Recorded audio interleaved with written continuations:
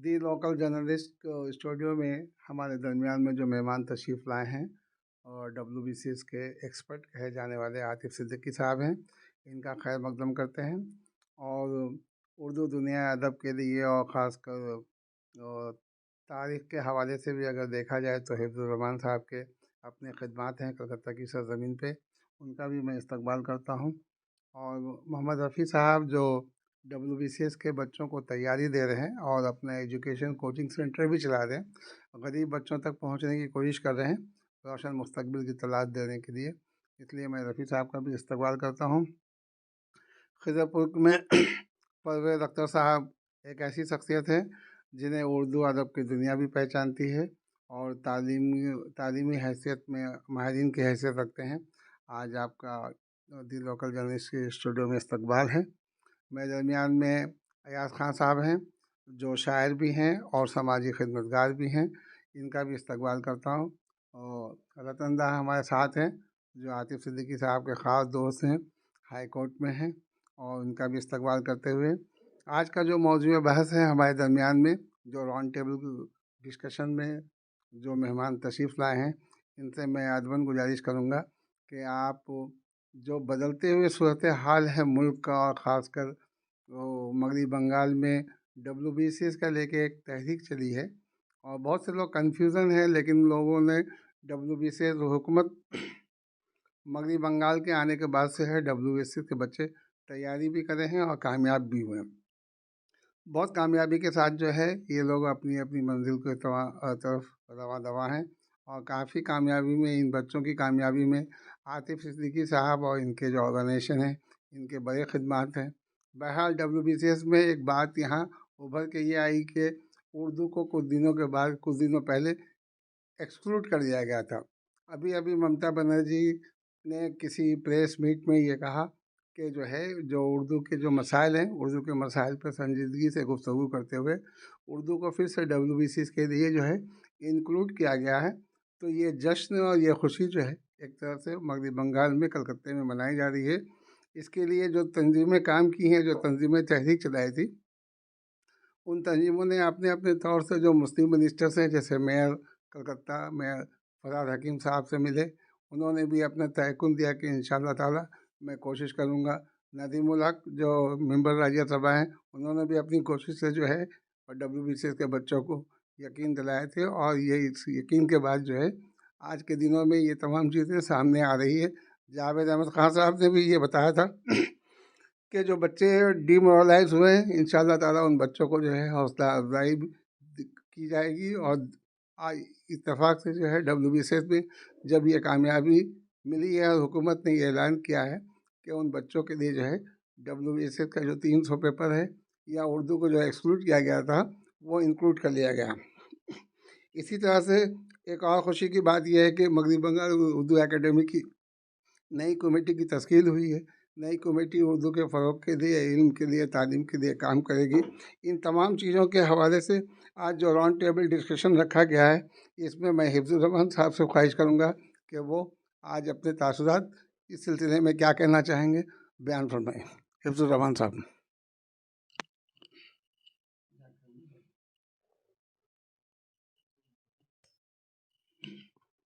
मैं दी local journalist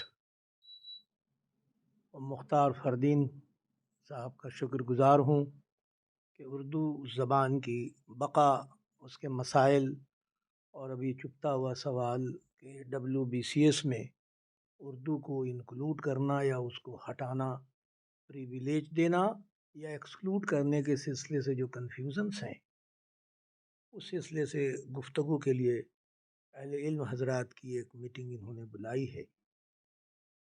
हज़रात, उर्दू ज़बान जिस कदर मकबूल है उसी कदर असबियत की भी शिकार है। इसको लामहला किसी मज़हब से जोड़ करके, उसको बराबर मुसलमानों से जोड़ करके उसको किनारे करने की कोशिश की गई, जबकि कोई ज़बान किसी मज़हब की हो ही नहीं सकती है। और ये हमारी ज़बान के इस्तेमाल करने वाले भी अगर ये कहते हैं कि मुसलमानों की ज़बान तो मैं साफ साफ माइक पे कहता हूँ कि आप अपनी पैर पे कुल्हाड़ी मार रहे हैं। और ज़बान से इतनी मोहब्बत हो सकती है कि जब 1947 में हिंदुस्तान का बंटवारा हुआ और ईस्ट पाकिस्तान और वेस्ट पाकिस्तान बना, तो ये ईस्ट पाकिस्तान यानी मशरक़ी पाकिस्तान जो बना, उसमें ज़बान जो उर्दू थोपने की कोशिश की गई तो बगावत हुई और आज वो बांग्लादेश की शक्ल में आपके सामने है 1971 से।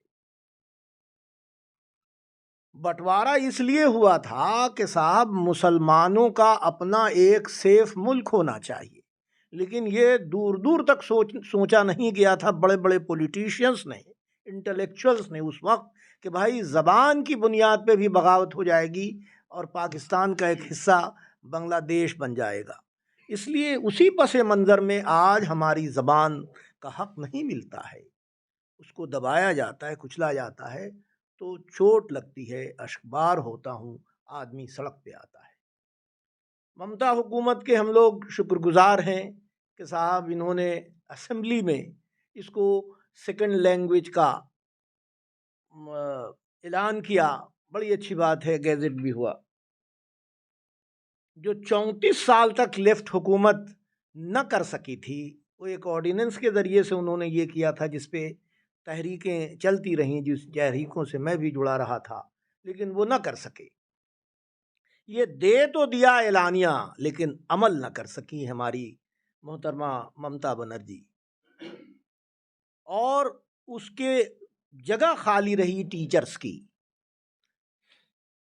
ये हुआ कि साहब जहां उर्दू बोलने और वाले लोग हैं उनकी रिहाइश है, उन बच्चों वहां जो आ रहे हैं पढ़ने के लिए वो उर्दू वाले हैं, लेकिन टीचर्स नहीं हैं, जगह खाली है उर्दू पढ़ाने वालों को, उर्दू में पढ़ाने।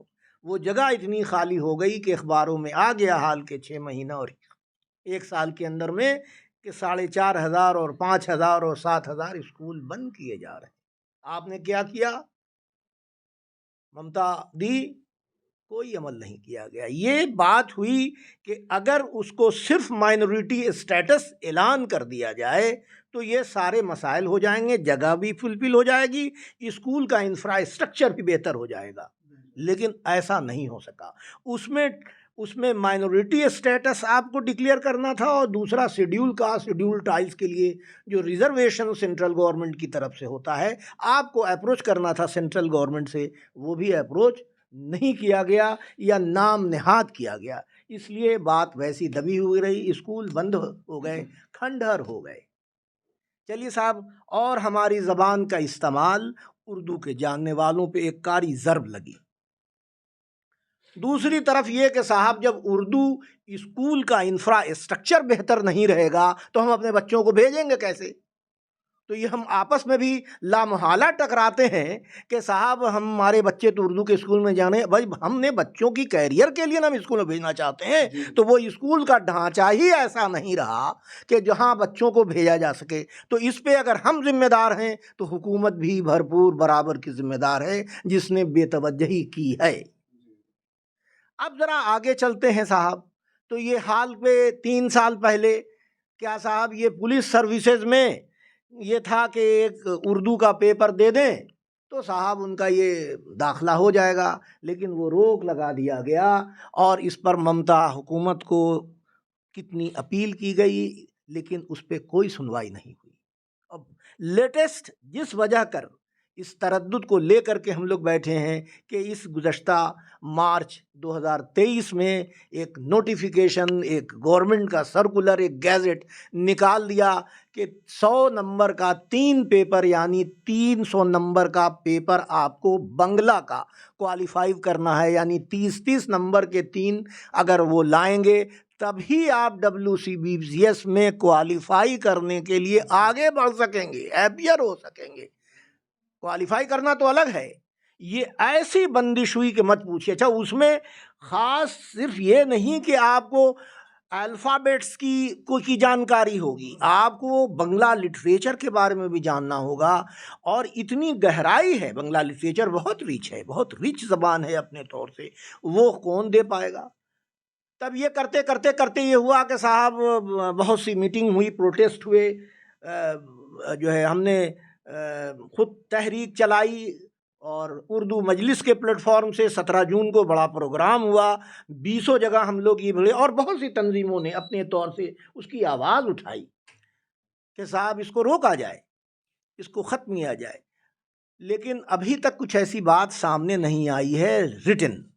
अभी चंद दिन पहले ममता हमारी चीफ मिनिस्टर साहिबा की तरफ से एक बात आई, उस बात में आई कि उर्दू को इंक्लूड किया। ये बहुत कंफ्यूजिंग स्टेटमेंट है, या ये कहिए कि उर्दू हल्का उनके इस प्रेस कॉन्फ्रेंस को समझ नहीं पाई है, क्लैरिटी ऑफ मैसेज उसमें नहीं है। तो शिद्दत से हम लोग इंतज़ार कर रहे हैं कि वो नया गैजेट देंगी, यानी जो उन्होंने अनाउंस किया था, क्या उसको विथहेल्ड कर रही हैं, रिजेक्ट कर रही हैं, या वो असेंबली में कोई नई ऐसी तजवीज़ लेके टेक्निकली जब एक सर्कुलर आप जारी कर जाते हैं तो उसके टेक्निकल आस्पेक्ट्स की सारी बंदिशें भी आपकी ऊपर उसकी जिम्मेदारी जाती है। वो हुआ नहीं है। चुनांचे मैंने मना किया है कई लोगों से, तंजीमों से, उर्दू के चाहने वालों के अभी सेलिब्रेशन का मौका नहीं आया है। अगर इस खुशगुमानी में कि हाँ साहब ये WBCS के सिलसिले से वो 300 नंबर के पेपर को विथहेल्ड कर दिया गया है, अगर ये नोटिफिकेशन आ रहा है तो खुशाइन बात है। लेकिन अभी हमको इंतज़ार करने की ज़रूरत है, खुशफहमी में पड़ने की ज़रूरत नहीं है, बिल्कुल भी। और इसी सिलसिले से कई लोगों ने मुझे बुलाया, कहा हम कहने अभी सेलिब्रेशन का मौका नहीं है। मुमकिन है कि दिल ज़रा बड़ा हो जाए और ये बात हम लोगों की ममता दी तक पहुंच जाए और ये बात जो है सो क्लियर हो जाए और ये बात सामने आ जाए। और साथ साथ वो जो पुलिस सर्विसेज में जो एक चीज़ थी उस सर्कुलर को भी हमारी दरख्वास्त होगी कि ये करे। Side by side Urdu academy जो हिंदुस्तान की सबसे खुशहाल, फाइनेंशली सबसे स्ट्रॉन्ग एकेडमी है, न सिर्फ ये कि फाइनेंशली स्ट्रॉन्ग है बल्कि गवर्नमेंट की स्पोक्स बॉडी है। हिंदुस्तान में किसी ऐसे उर्दू एकेडमी को ये पावर नहीं दिया गया है। हम मुबारकबाद देते हैं चीफ मिनिस्टर को कि उन्होंने उर्दू एकेडमी को इतना पावर बनाया। मगर जो मैं देख रहा हूँ 10 साल से, अपना 1 to 1 मुशाहिदा है जो उनके ओहदादार थे हैं, कि ये लोग हमारे मसाइल, उर्दू के मसाइल को बहुत सच्चाई के साथ, बहुत ईमानदारी के साथ ममता हुकूमत तक नहीं पहुंचाते हैं। और यही वजह है कि हमारी उर्दू की बका के सिलसिले से जो काम होना चाहिए वो नहीं हो पाता है। हम खुशगुमा हैं कि ममता दी का दिल बड़ा है। वो उर्दू एकेडमी अगर नहीं सुन पा रही है इस बातों को, तो जो तहरीकें जो लोग चला रहे हैं उनको भी मौका दें, इसलिए कि कई बार कहा गया है, और एक ब्रॉड वो राउंड टेबल डिस्कशंस करें कि उर्दू के मसाइल क्या हैं, ताकि उर्दू की तरक्की हो। और ये ज़बान खुद आप कहती हैं कि बहुत मीठी है, ताकि ये तरक्की कर सके, इसके स्कूल अच्छे हो सकें। ये ज़बान कहते हैं ना कि आती है ज़बां उर्दू आते आते, इसलिए हम उम्मीद करते हैं कि ये आने वाले वक्त में हम लोग किसी अच्छे नतीजे तक पहुंचेंगे। लेकिन अभी हमें खुशी का कोई मौका नहीं है और उम्मीद करते हैं कि ममता हुकूमत उर्दू के मसाइल पे भरपूर गौर करेगी और उसके मसाइल को हल करने की कोशिश करेगी। शुक्रिया। द लोकल जर्नलिस्ट का बहुत शुक्रगुजार हूँ कि आज के एक अहम मौजू में मुझे मदऊ किया गया।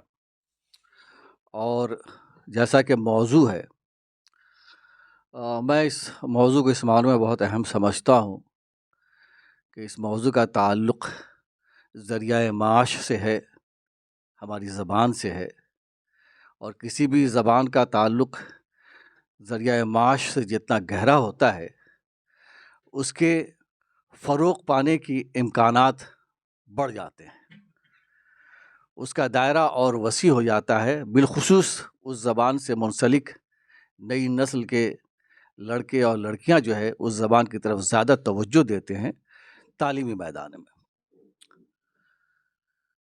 जैसा कि हिफ्ज़ुर रहमान साहब कह रहे थे कि गवर्नमेंट के ऐलान के बाद के 300 पेपर बांग्ला जो है कंपलसरी है, उससे नई नस्ल के बच्चे डिमोरलाइज हुए, ये सच है। इसलिए कि जिनसे भी मेरी मुलाकात हुई या जिन कॉलेजेस में उर्दू ऑनर्स के क्लासेस होते हैं, वहाँ जो इन दिनों जो एडमिशन का रुझान सामने आया है, उससे पता चला कि उर्दू ऑनर्स के बच्चों की तादाद काफ़ी कम गई है। तो जो मनफी असरात नुमाया हुए हैं, ये बहुत ही तशवीशनाक है। एक किसी भी ज़ुबान की जो है शनाख्त उस वक्त ज़्यादा मज़बूत और पायदार होती है जब उसका ताल्लुक़ ज़रिया माश से गहरा होता जाएगा। और ये बदकिस्मती रही है इस ज़बान की कि हिंदुस्तान में सबसे ज़्यादा बोले जाने वाली ज़बान,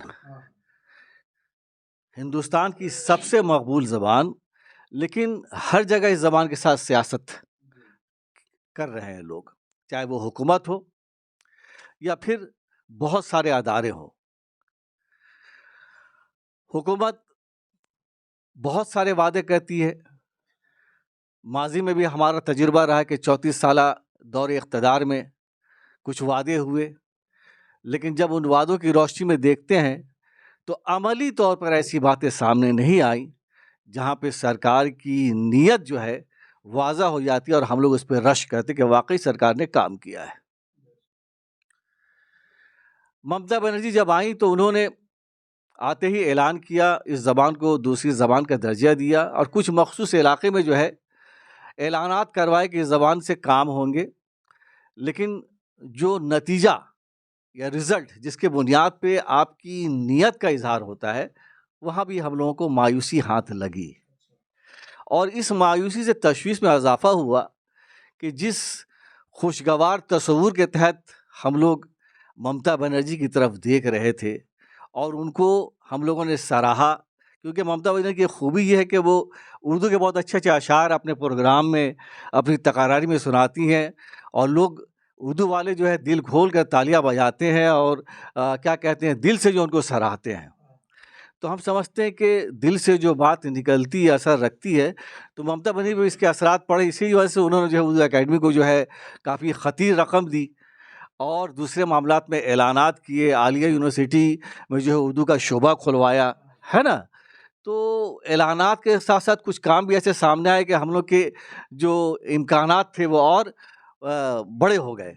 हम लोगों के जो क्या क्या कहते हैं कि जो एक तस्वुर था कि ममता जी हमारे बहुत काम आएंगी, वो जो है और भी जो है ज़्यादा जो है वसी पैमाने पे हम लोग सोचने लगे। लेकिन अचानक एक ऐलान के बाद 300 नंबर का जो बंगाल का जो अचानक ऐलान किया, ये अचानक ऐलान जो एक ऐसा बोझ था हमारे जहन पे, हमारी सोच पे, हमारे मुस्तकबिल पे, हमारी नई नस्ल के मुस्तकबिल पे, हमारे बच्चों के उर्दू ज़बान से जुड़ने के हवाले से, जिसने पूरे इलाके में, पूरे उर्दू समाज में एक तशवीश की लहर दौड़ा दी।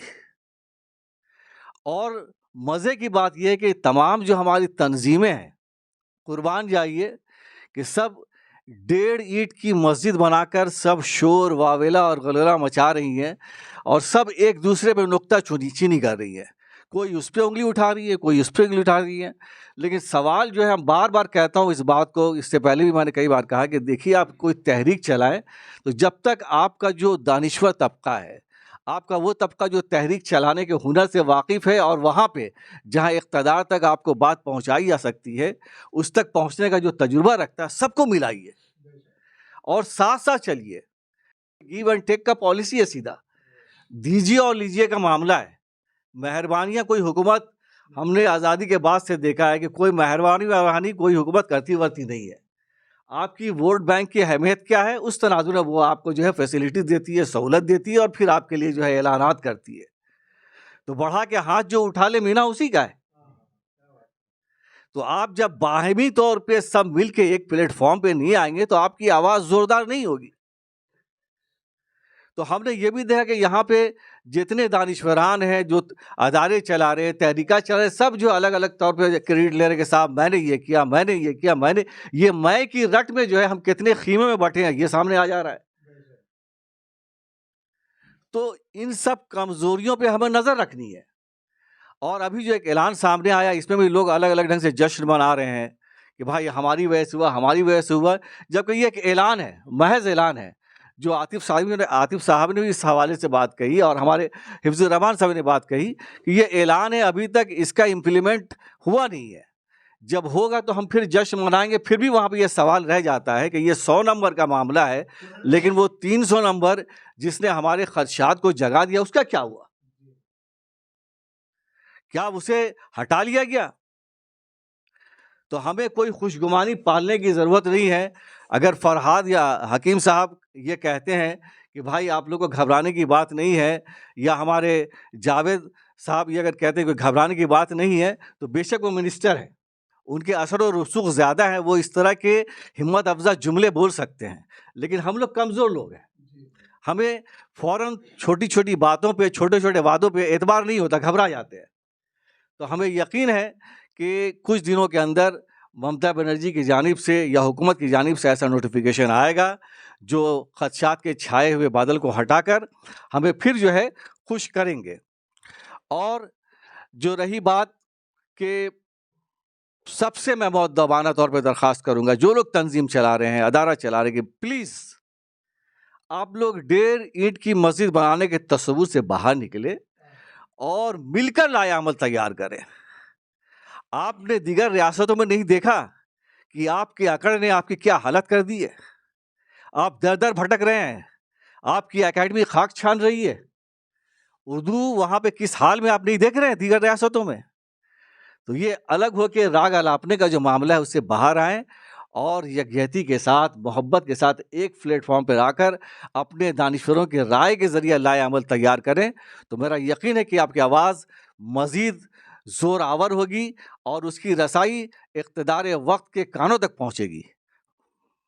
रही बात उर्दू एकेडमी की और उसके नई कमेटी की, तो मैं फिर यहाँ पे कहूँगा कि देखिए, जो हुकूमत एकेडमी बनाती है, वो हुकूमत है। सियासत के तैलाब में शनावर की तरह तैरते हुए जो लोग होते हैं, सियासत की जो ज़मीनों पे दौड़ते हुए लोग होते हैं, उनसे आप पुरखुलूस अमल की तवक्को ना करें। उनकी अपनी मजबूरियाँ होती हैं, उनके अपने तरजीहात होते हैं, उनके अपने मुफादात होते हैं। तो वो लोग एक मजबूत अमल के तनाजुर में जो है यकजा होते हैं, उनकी अपनी पॉलिसीज़ होती है, उस पे वो काम करते हैं। उस काम से हट के कुछ इसमें जो अच्छे लोग होते हैं, वो अपने इलाके और समाज के लिए कुछ बेहतर कर जाते हैं। तो हम एकेडमी से जो वावेला और शोर मचाते हैं, ना पहले भी एकेडमी ने अपनी तरजीहात से हटकर बहुत कुछ किया, ना ये एकेडमी भी जो है अपनी तरजीहात से हट के बहुत कुछ नहीं कर सकती, उनकी अपनी मजबूरियाँ होती हैं। और एक जो सबसे अहम पॉइंट है कि हम लोग तालीम का मामला होता है या तालीम से हवाले कोई भी बात होती है, कॉलेज स्कूल की बात हुई, हम लोग डायरेक्ट एकेडमी पे सवाल उठा देते हैं।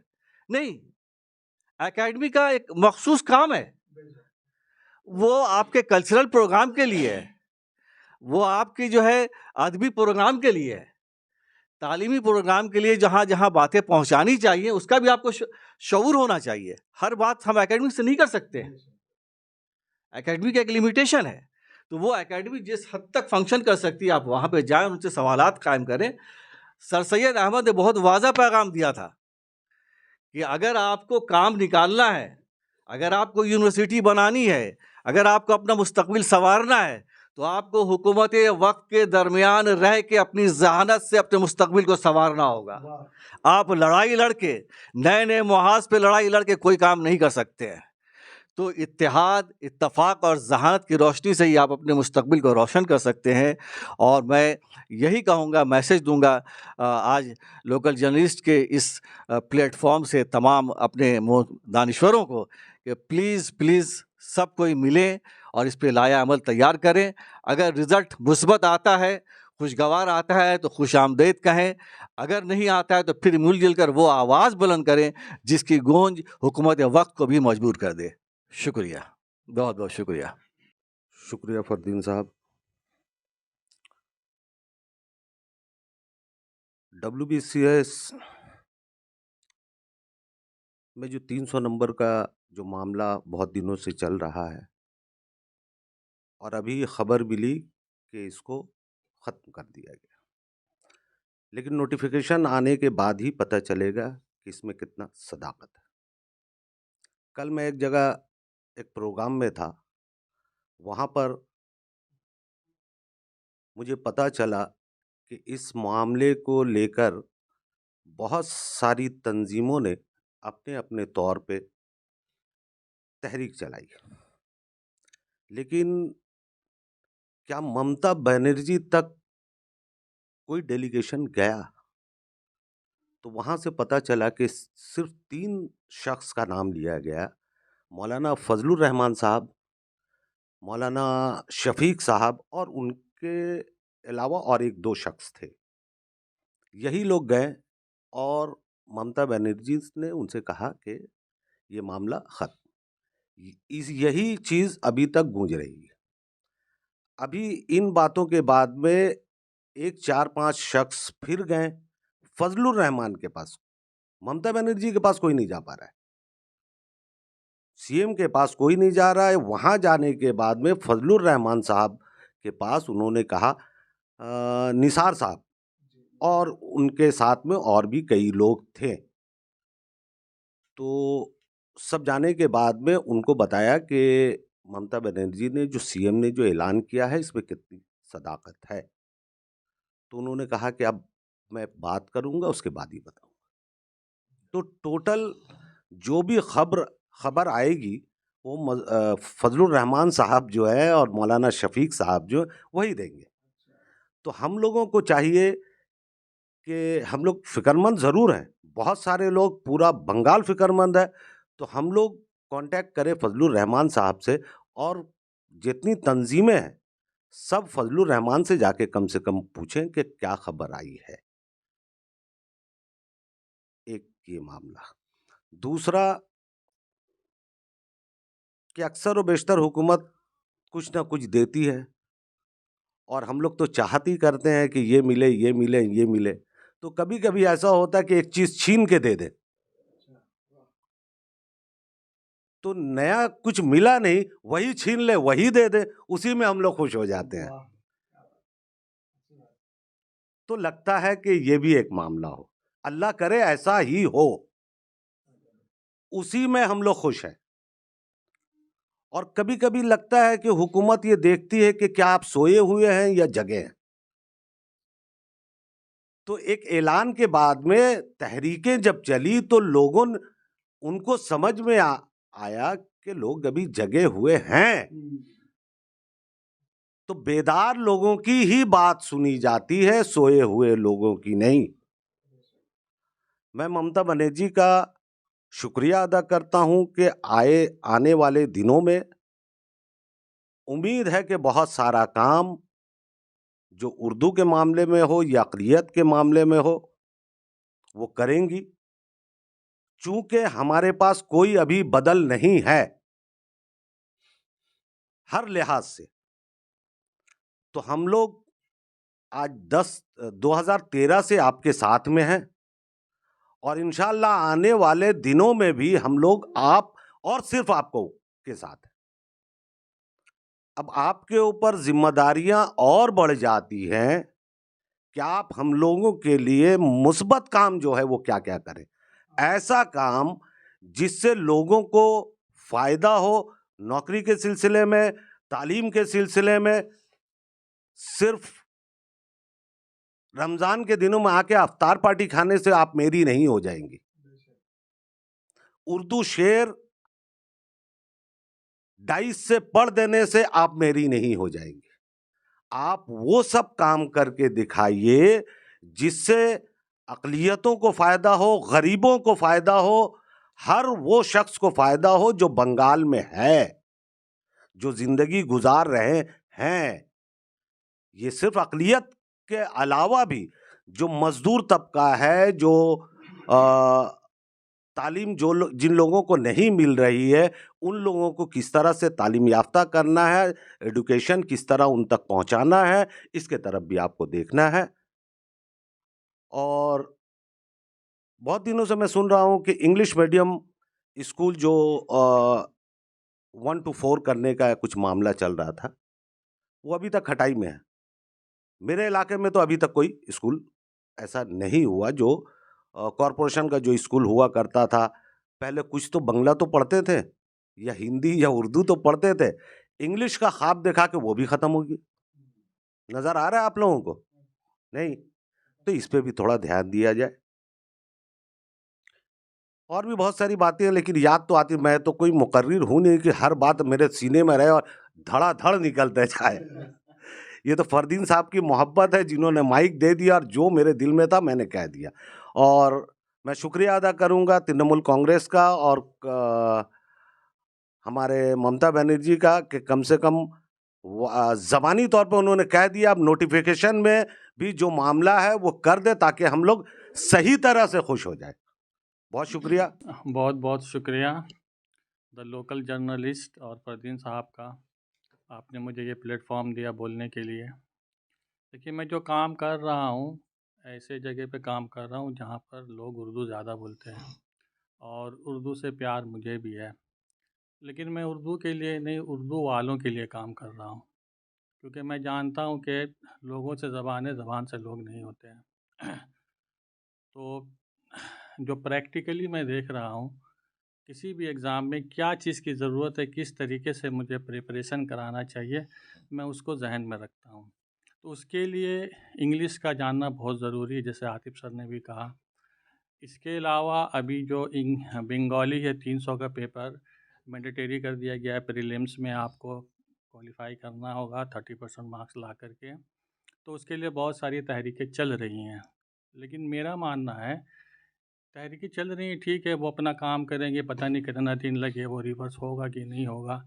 लेकिन मौजूदा हालत में जो हमारे बच्चे डीमोरलाइज हो गए हैं उनको कैसे ठीक किया जाए?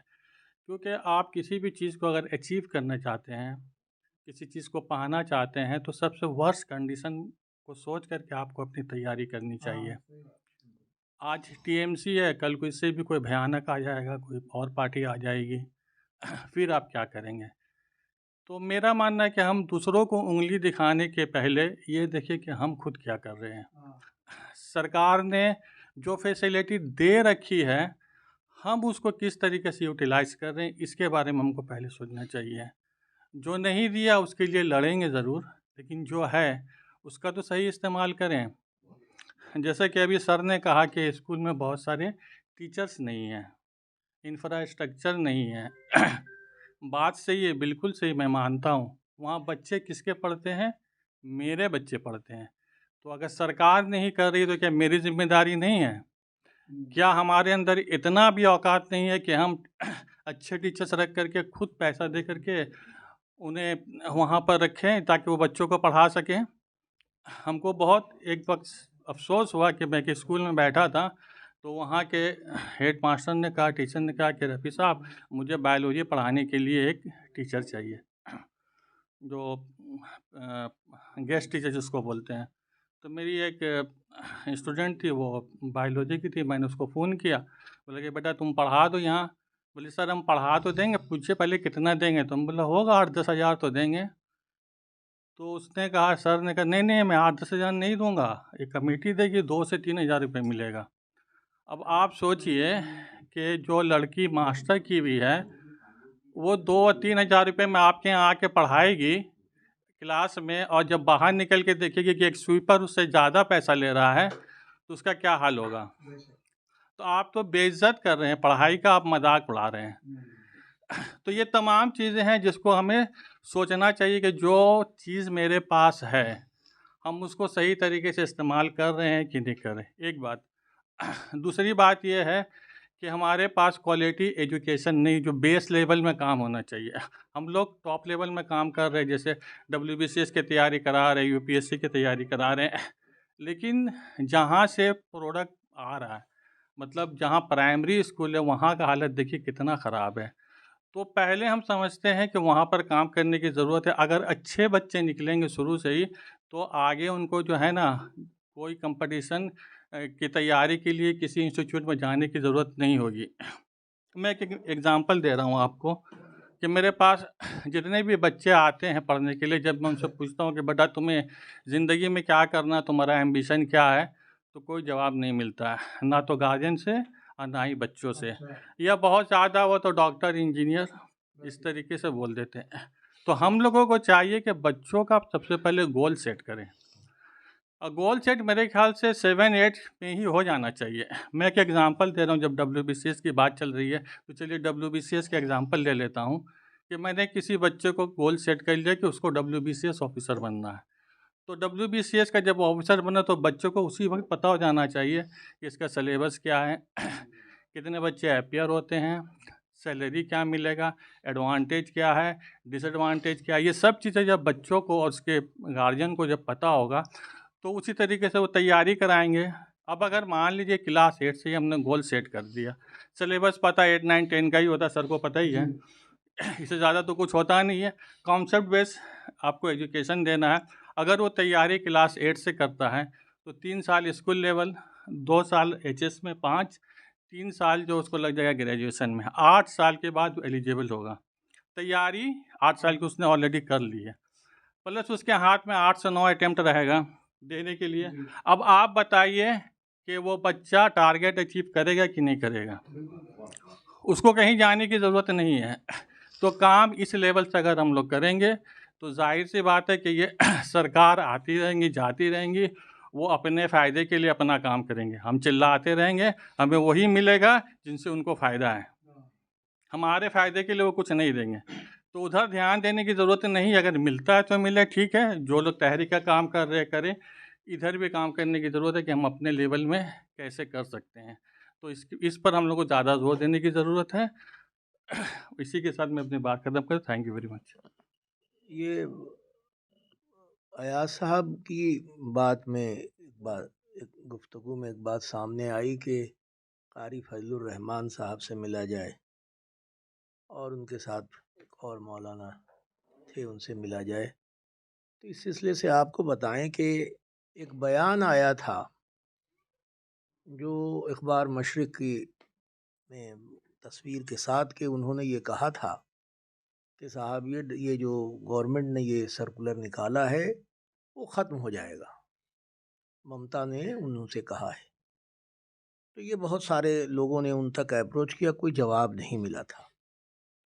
फिर जावेद अहमद ख़ान साहब, हमारे मिनिस्टर साहब, उन्होंने एक राउंड टेबल डिस्कशंस किया था खिलाफत कमेटी के तरफ से।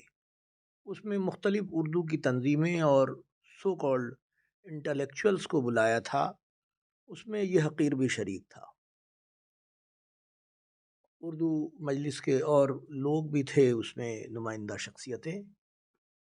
उस वक्त वो देर से आए कुछ, मगर आए वो कारी फजलुर रहमान साहब।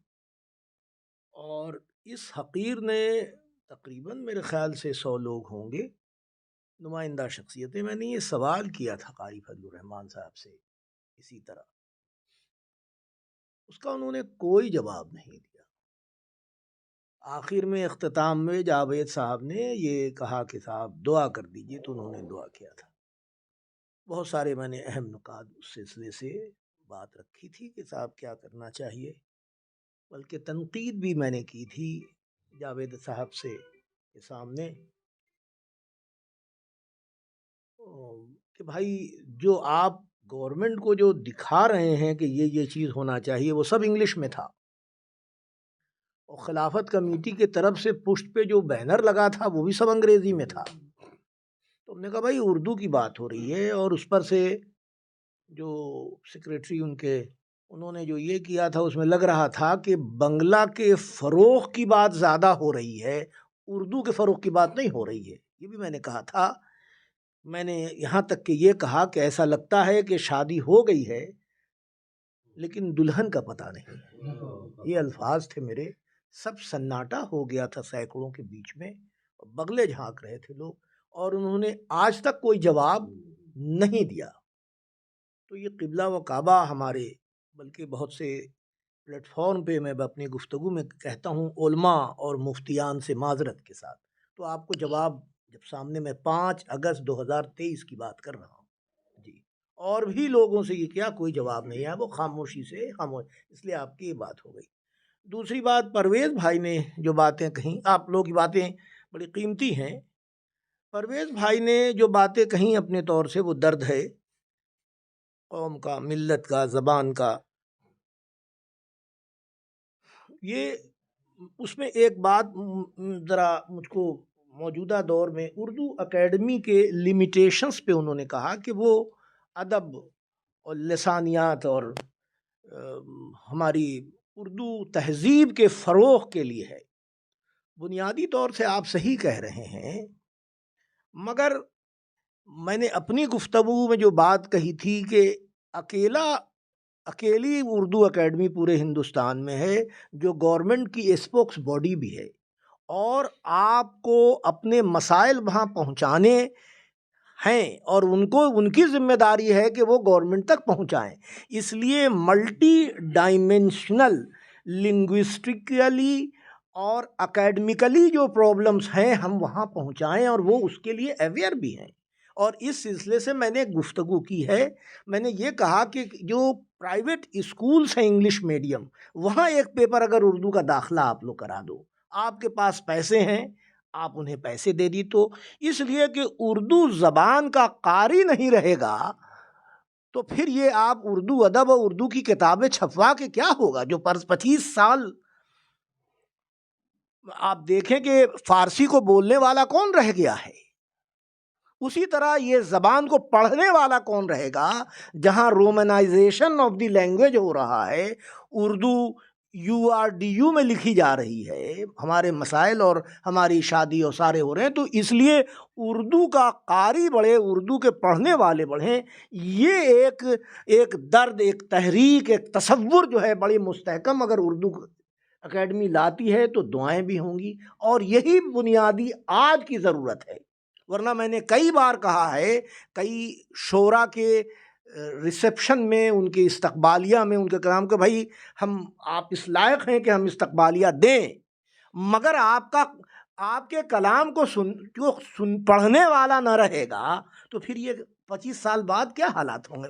इसलिए आपकी गुफ्तगू में बहुत अदब के साथ पर ये कहें कि उर्दू अकेडमी की आज हमारी ज़बान को मुख्तलिफ़ तरीक़े से, चूँकि उसकी तहरीर को मिटाने की कोशिश हो रही है, रोमनाइजेशन जो हो रहा है, कॉम्प्रोमाइज़ कि भाई कौन पढ़ेगा, तो हम उसी हिसाब से कार्ड की भी जो है शादी की उसी तरह छप रहे हैं अपने दरवाजे को। ये अल्फाज हम देख सकें, हम ये अहमद सईद मलिहाबादी भी एक बार अपने एडिटोरियल में लिखा उन्होंने कि कुछ नहीं तो कम से कम उर्दू देखा जाए। तो ये तसव्वुर जो है हमारी उर्दू अकेडमी के अंदर में, ये कसक भी कम से कम देखे मुझे नहीं मिलती है। वो कहाँ तक सही है, मुमकिन है मेरी बात गलत हो, मैं ये अपना दर्द बयान कर रहा हूँ। उर्दू अकेडमी हमें उर्दू के पढ़ने वाला कारी बढ़ाने की सही करे, बाकी सारे रास्ते आसान हो जाएंगे। बहुत बहुत शुक्रिया फरदीन साहब। अस्सलाम वालेकुम मोअज़्ज़िज़ हज़रात। सबसे पहले मैं द लोकल जर्नलिस्ट को मुबारकबाद दे रहा हूँ कि हर वक्त हम लोग यहाँ पे आते हैं और एक मखसूस टॉपिक के ऊपर अपनी तासुरात का बयान करते हैं। आज सबों ने किया, मैं सिर्फ 2-4 बातें कहूँगा। एक तो यह है कि नेपोलियन की एक बात मुझे याद आ रही है, it is not the violence of the bad people which causes trouble, it is the silence of the good people which causes trouble। क्या बात जी। तो हमारे समाज में सबसे ख़तरनाक लोग वो हैं जो WBCS IAS ऑफिसर है, प्रोफेसर हैं, सिर्फ अपने बारे में सोचते हैं, ऑफिस से आते हैं घर में सो जाते हैं और समाज के बारे में कुछ नहीं सोचते हैं। ये सबसे ख़तरनाक लोग हैं। और दूसरी बात, जब उर्दू को ये उछाल कर और इस्तेमाल करके उसको फेंक दिया गया, और इतने बड़े बड़े दक्काक उर्दू दां हैं जो उर्दू में WBCS को लेकर आज अच्छे अच्छे पोस्ट में फायज हैं, कोई DM है, कोई ADM है, कोई स्पेशल सेक्रेटरी है, कोई जॉइंट सेक्रेटरी है, एक भी एसोसिएशन से कोई आवाज़ नहीं उठी, एक भी आवाज़ नहीं उठी, ना उन्होंने डेपुटेशन दिया। जहाँ तक ममता बनर्जी का ताल्लुकात है, ममता बनर्जी के पास कौन पहुंच रहा है, कौन पहुंच सक रहा है, वो माने रखता है, और कितने लोग पहुंचे हैं और कितने लोग पहुंचेंगे। मैं सोचता हूं talent can not be killed, काबिलियत को कोई नहीं मार सकता है। और हमारे कौम मिल्लत में जो काबिलियत है वो हमें भीख नहीं मांगना चाहिए कि 300 मार्क्स क्यों दिया गया, बल्कि मैं तो शुक्रगुजार हूं ममता बनर्जी का, ताकि वो हमारे ऊपर जिम्मेदारी आयद कर दी कि 300 मार्क्स तुम सीखो। और हमें कितना देर लगेगा, और 2-3 साल में हम माहिरीन बन जाएंगे। जबकि हाफिजुल कुरान हिफ्स करके WBCS ऑफिसर बन सकता है, तो फिर एक लोकल लड़का 2-3 साल में बंगला पढ़ के क्यों नहीं बंगला में WBCS पा सकता है। इम्पोर्टेंट है, पॉजिटिव बात। हमारे बहुत सारे स्टूडेंट जो मदरसा से पास किए हैं, जिनके कोई कल्चर नहीं है, कोई विस्पर नहीं है। रफ़ी भाई के इलाके में रहता है मोहम्मद हशीम, हाफिजुल कुरान है, मानू से वो आपका ग्रेजुएशन किया है, वहां से वो क्रैक किया। और हमारे जितने भी बच्चे WBCS ऑफिसर्स में कोई हाई फाई इलीट सोसाइटी से नहीं आए। तोपसिया, राजा बाजार, मटिया बुरुज, खिदेरपुर, तेलनीपाड़ा, चबदानी, कमरहट्टी, बेलगचिया, ये सब इलाके से आए। ठीक है, थोड़ी तकलीफ है, लेकिन मैं ये नहीं समझ पा रहा हूं कि नोटिफिकेशन, जो गैजेटेड नोटिफिकेशन हो चुकी है, फिर उसको कैसी तरमीम की जाएगी। ये तो टेक्निकलिटीज है। आपको फिर उसको प्लेस करना पड़ेगा, उसको तरमीम करना पड़ेगा, पास करना पड़ेगा, फिर वो गैजेट नोटिफिकेशन होगी, रीअलोकेशन होगी कि जो गैजेट नोटिफिकेशन हमने किया था फला फला तारीख को, अब नोटिफिकेशन हुआ है, वो जो तारीख में मैंने 300 मार्क्स से किया था उसको हमने अबैंस कर दिया या रिजेक्ट कर दिया। अब नई चीज को हमने वहां पे मैंने वहां पे डाला है, इनकॉर्पोरेट किया। और जहां तक नैरेटिव्स का सवाल है, बहुत सारे नैरेटिव्स दे देते हैं। अभी इलेक्शन है, 2-3 माह बाद इलेक्शन है, तो बहुत सारी नैरेटिव्स आएगी। तो ये कौम अगर नैरेटिव्स के ऊपर काम करेगा तो बर्बादी है। नैरेटिव्स के ऊपर काम नहीं करना चाहिए, ना किसी के ऊपर भरोसा करना चाहिए। और मैं समझता हूं, जहां तक मेरी जाती मामला का ताल्लुकात है, मैं सोचता हूं अल्लाह के सिवा छोड़ के किसी के ऊपर एक्सपेक्टेशन करना ही नहीं चाहिए। और ये कौम इतनी मोहसिन है, वॉरियर है ये कौम। और जितनी भी आपको जानकर हैरत होगी कि IAS का टॉपर 21 साल का अंसार अली, जो रिकॉर्ड कभी कोई तोड़ नहीं सकता। IPS का रिकॉर्ड 22 इयर्स सफीन, जो कभी तोड़ नहीं सकता है। दोनों रिकॉर्ड ये कायम किया, भला ही कोई आ जाए 21 में 22 में, लेकिन सबसे पहले इन्होंने ये रिकॉर्ड किया है कि IAS में सबसे कम एज जो है वो 21 साल का है, वो अंसार अली ने पूरा किया है। और अभी वो ADM है, और कुछ दिन बाद वो 25-26 साल में DM बन जाएगा। और सफीन ऑलरेडी, वो भी महाराष्ट्र का लड़का है, और सफीन 22 साल में IPS क्रैक किया है। और हमारे तकरीबन UPSC में जहाँ पे बहुत सारे मुफाद परस्त लोग बैठे हुए हैं, बहुत सारे कम्युनलाइजेशन है, वहाँ पे हमारे 32, 40, 42 बच्चे आ रहे हैं, तो रोका नहीं जा रहा है और रोक नहीं सकते हैं। WBCS में एक रोक आई है, क्यों आई है नहीं आई है वो तो बेहतर है ममता बनर्जी गवर्नमेंट बताएगी जो गवर्नेंस कर रही है। लेकिन इस कौम मिल्लत का जो 2 रुख है, एक बांग्ला स्पीकिंग है, उर्दू स्पीकिंग है, तो उर्दू स्पीकिंग के पास स्टेप मॉडली एटीट्यूड क्यों है, मैं समझ नहीं पाया। इस स्टेप मॉडली एटीट्यूड को खोजना चाहिए, तहकीक करना चाहिए, उनके पास पहुंचना चाहिए। हम 40-45% वोटर्स हैं, अगर हम अपनी चीज लेकर उन तक नहीं पहुंचे तो फिर फायदा क्या हुआ हमसे। और दूसरी बात, आपके ऑर्डिनरी अकाउंट्स में उर्दू नहीं है, बल्कि यहाँ पे बच्चे आ रहे हैं। लास्ट टाइम 42 में हमारे 18-19 बच्चे मुस्लिम थे। लेकिन मैं मुसलमानों की बात नहीं कर रहा हूँ, मैं ये सेंटर में 25 साल से जुड़ा हूँ WBCS से। मैं यही यकीन रखता हूँ कि I am not for a particular community, I am for the entire humanity. पूरी ह्यूमैनिटी के लिए काम होनी चाहिए। हमारे संस्था में, हमारे तंजीमें जो पूरी बंगाल में चलती है, बहुत सारी फ्रेंचाइजी हैं, बारासात में है, दार्जिलिंग में है, आसनसोल में है, आपके उलबेड़िया में है, तो वहाँ पे बंगाली पढ़ते हैं, क्रिश्चियन भी पढ़ते हैं, हिंदू भी पढ़ते हैं, मुस्लिम भी पढ़ते हैं, सब आके पढ़े। अब जिसके अंदर काबिलियत है वो निकल जाए। लेकिन उर्दू के ऊपर जो रिस्ट्रिक्शंस या जो मुसीबत आ पड़ी है उसको कौन सॉल्व करेंगे? Who will bell the cat, है ना। ये चीज है कि जहां पहुंचना चाहिए वो नहीं पहुंच सक रहे। हिफ्जुर रहमान के क्या ताल्लुक है? हिफ्जुर रहमान साहब WBCS के बारे में क्या जानते हैं? हिफ्जुर रहमान साहब को टेक्निकलिटीज के बारे में क्या बाकी कुछ मालूम नहीं है। ममता बनर्जी ने जो बयान किया है वो बिल्कुल साफ बयान आया है कि जो कांस्टेबल में सिर्फ बंगाली में पेपर्स आती थी और बच्चे बहुत दिक्कत होती थी उर्दू वालों को, वो अब अंग्रेजी में भी आएगी, उर्दू में भी आएगी। अच्छी बात है। और पीएससी के में जितने भी जो पेपर्स वगैरह हैं वो सब बच्चे उर्दू में भी लिख सकते हैं, उल्काची में भी लिख सकते हैं, और संथाली में भी लिख सकते हैं, नेपाली में भी उर्दू में भी कर सकते हैं। और गवर्नमेंट की तरफ से कोशिश की जाएगी, जो पेपर सिर्फ अंग्रेजी में आती थी वो काफ़ी हमारे लिए, लेकिन अंग्रेजी के में वो नैरेटिव दिए कि हो सकता है कि अंग्रेजी या बंगाली में उर्दू में भी आएगी। तो ये चीज़ है पेपर्स के बारे में, एग्जाम्स के बारे में, लेकिन 300 बारे में कोई भी वहाँ पे जिक्र नहीं है, और 300 के बारे में कोई भी माने राब्ता कायम नहीं किया गया। 300 जो बंगाली मैंडेटरी किया गया, जिसमें 90 लाना पड़ेगा तभी आप क्वालिफाई कर सकेंगे, वो चीज़ वैसी है जब तक ये गैजेट नोटिफिकेशन आपकी अमेंडमेंट नहीं होगी तब तक नहीं होगी। और मैं सबों को ये कहता हूं कि आप आगे बढ़िए, और ख़ासकर इस कौम को 2 चीज़ करना छोड़ दीजिए, आप तरक्की कीजिएगा। एक आरएसएस और बीजेपी को गाली देना छोड़ दीजिए, और दूसरा तंजीम का सेक्रेटरी प्रेसिडेंट बनना छोड़ दीजिए, ये कौम तरक्की कर जाएगा। और मैं उन बच्चों को जो सिर्फ WBCS नहीं, जो हर कॉम्पिटिटिव एग्जाम्स के लिए अपने ख्वाहिश का इजहार करना चाह रहे हैं या मेहनत कर रहे हैं, तो आप आइए, बहुत सारे एग्जाम्स है जो 10 पास 12 पास है, फाउंडेशन कोर्सेज है, उसमें आकर आप दीजिए। BCS आप बाद में क्रैक कीजिएगा, आप 12 के बाद 10 के बाद भी आप गवर्नमेंट सर्विस ले सकते हैं इसमें। तो आपके अंदर, आपके जेब में, एक तालिब इल्म के जेब में पैसा हो या नहीं हो ना हो, लेकिन उसके जेब में 4-5 हसीन सपने ज़रूर होनी चाहिए, और जब तक हसीन सपने रहेंगे आप अपनी ख्वाबों की ताबीर नहीं कर पाइएगा।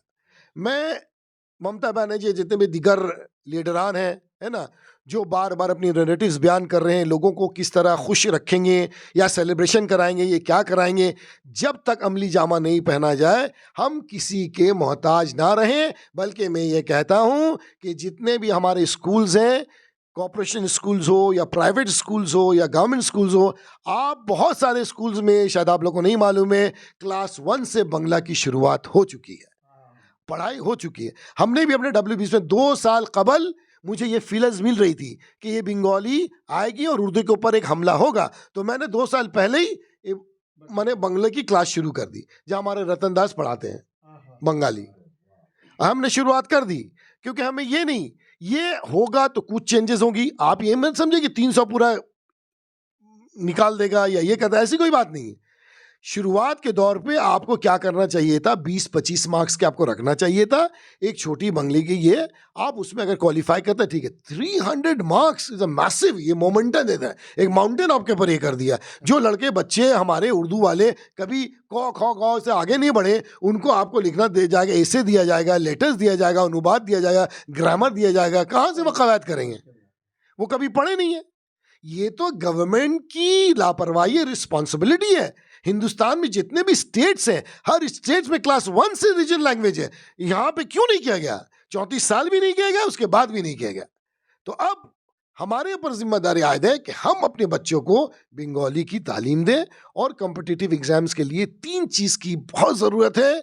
English should be absolutely resounding at the top, सबसे बड़ी, GK, current language, current affairs और मैथ्स, ये 3 की आप मेहनत करें। और WBCS छोड़ के जितने भी एग्जाम्स है आपके, foundation courses after class 12, after class 10, KMC की, आपकी जूनियर असिस्टेंट है, आपके डिप्टी ये है, उसके बाद आपका फूड इंस्पेक्टर है, आपके पास सैनिटरी इंस्पेक्टर है, ये सब KMC की एग्जाम्स है। PSC क्लर्कशिप है, बहुत सारी क्लर्कशिप है, MTS है, SSC है, ये क्लास 12 के बाद एग्जाम्स है। इसमें बहुत जरूरी 50 marks English, 50 marks GK, 50 marks maths, ये अगर आप कर लेते हो तो आप क्रैक कर जाते हैं। बंगाली की कोई बुबास नहीं है, तो अगर आप क्रैक कर लेते हैं ये, उसके बाद ग्रेजुएशन के साथ साथ आपका 3 साल ग्रेजुएशन में लगा, ग्रेजुएशन के साथ साथ आप 3 साल बांग्ला पढ़े, और बांग्ला ग्रेजुएशन करते करते आप 3 साल में बांग्ला आप हासिल कर लें, उसके बाद आप आराम से WBCS दे सकते हैं, आपको कोई परेशानी नहीं होगी। मैं बहुत शुक्रगुजार हूँ ममनून फरदीन साहब का और हमारे लोकल जर्नलिस्ट कि हम अपनी बातों को पहुंचा सक रहे लोगों तक, और ऐसी प्रोग्राम्स होनी चाहिए, ऐसे माने डिस्कशंस होनी चाहिए। ये एक यूनिफाइड कलेक्टिव डिस्कशंस है जिससे बहुत अच्छी अच्छी चीज़ें आती हैं। मैं कंस्ट्रक्टिव क्रिटिसिज्म में विश्वास करता हूँ, नॉट डिस्ट्रक्टिव। तो कंस्ट्रक्टिव क्रिटिसिज्म क्या है कि हाँ भाई, आप में ये खामियां है, आप ये कीजिए, मेरी तरफ से ये रेमेडी है, रेमेडी देखिए, आपको रेमेडी देखना पड़ेगा। हमारे कौम के लिए डैमेज कंट्रोल का वक्त नहीं है, हमारे कौम किस तरह रेमेडी करे और किस तरह सोल्यूशन करे वही है। जब तक प्रॉब्लम नहीं आएगी सोल्यूशन पूरा नहीं होगा। तो प्रॉब्लम जो है पॉजिटिविटी है, अगर प्रॉब्लम आएगा तभी आपके पास सोल्यूशन आएगा और आपके पास रेमेडी आएगा। Thank you so much the local journalist और सभी को, और मैं उम्मीद करता हूं कि आने वाले दिनों में ऐसे प्रोग्राम्स करें, हम अपनी बातों को लोगों तक पहुंचाएं, और बड़े पैमाने में ये करने की ज़रूरत है। यहाँ पे नहीं बल्कि रोड साइड में और बड़े पैमाने में लोग आए ताकि हम अपने तासुरात बयान कर सकते हैं, ताकि वो लोग हमसे अग्री करें। अगर अग्री करते हैं तो फिर और बड़े पैमाने में इसका काम अंजाम दे सकते हैं। थैंक यू सो मच, जज़ाकल्लाह। बहुत बहुत शुक्रिया आतिफ सिद्दीकी साहब, आपने मिल्लत कौम के नाम जो पैगाम दिए हैं, ख़ासकर यूथ को, जो हमारे मुल्क और कौम के लिए जो है असासा है, जिनके कांधों पे आने वाला दिन जो है मुल्क का तमाम जिम्मेदारियां हैं। हम ये समझते हैं कि जैसे कि आपने जो टिप्स दिए हैं बच्चों को तैयारी करने के लिए, उस टिप्स की ज़रूरत है। यूथ से हमारी ख्वाहिश है, दी लोकल जर्नलिस्ट की टीम इंशाल्लाह ताला आपके मशवरे के हिसाब से अब हम लोग की टीम जो है कोशिश करेगी उन इलाकों में जा कर के उन यूथ से बात करने की कि वो WBCS की तैयारी के लिए अपनी क्या कोशिश कर रहे हैं। और जब हमारे पास एक मरकज़ियत है आतिफ सिद्दीकी साहब की जैसे लोग हैं, परवेज़ अख्तर साहब जैसे लोग हैं, रफ़ी साहब जैसे लोग हैं, हिफ्ज़ुर रहमान साहब जैसे फ़िलासफ़र हैं, अयाज़ खान जैसे इनकलाबी शख्सियत है, रतन दा जैसे नेशनल इंटीग्रेशन की एक बेहतरीन पहचान है। बहरहाल कोशिश यही है दी लोकल जर्नलिस्ट की कि हम हमेशा जो है मिल्लत व कौम के लिए जो बर्निंग इशूज़ है उस इशूज़ पे हम काम करें, और उस इशूज़ में जो है काम को जो है चाहे वो सियासतदानों से हो सके या जिन लोगों को मुल्क और कौम की नुमाइंदगी कर रहे हैं उन तक हम अपनी बात जो है पहुँचाएँ। हमारा कि ये मकसद कतई नहीं है कि मैं किसी पार्टी को जो है ये कहूँ या वो कहूँ या वो कहूँ। पार्टी हमारे लिए जो भी पार्टी है, जो भी हुकूमत है, वो अपनी ज़िम्मेदारियाँ निभाती है। हमारे जो मसाइल हैं उन मसाइल को हम उन तक पहुंचाने के लिए नुमाइंदगी जो मिलती है, नुमाइंदगी के लिए हमारे पास जो मुस्लिम रहनुमा है, जो रहबर है, जो जैसे कि अभी आज की तारीख़ में फजलुर रहमान साहब का ज़िक्र आया है, मेयर कलकत्ता फरहाद हकीम साहब का ज़िक्र आया, जावेद आमिर ख़ान साहब का ज़िक्र आया, हमारे ये सब लीडर हैं। इन सबों की भी अपनी कोशिशें रहेंगी कि मिल्लत व कौम के लिए अक़लियत के जो मसाइल हैं जल्द से जल्द हल किया जाए। आने वाले दिनों में इसी तरह से जो है और भी मसाइल लेकर के इंशाअल्लाह ताला हम सब बैठेंगे दी लोकल जर्नलिस्ट के स्टूडियो में। मैं आज फिर फ़र्दन अपने तमाम स्कॉलर, रिसर्चर्स और फ़िलासफ़र का शुक्रिया अदा करते हुए हम अपनी जगह लेते हैं। जय हिंद, खुदा हाफिज़।